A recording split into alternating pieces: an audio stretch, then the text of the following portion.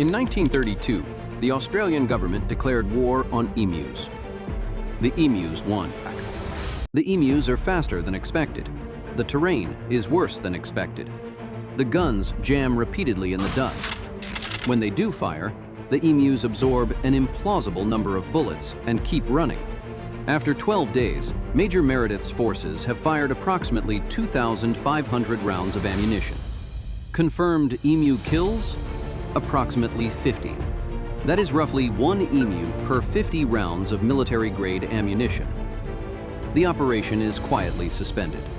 The government tells the press it has been a success. It has not been a success. The emus are still in Western Australia. They won. They are still winning. How did a bird defeat a modern army? Watch the full disaster on my channel.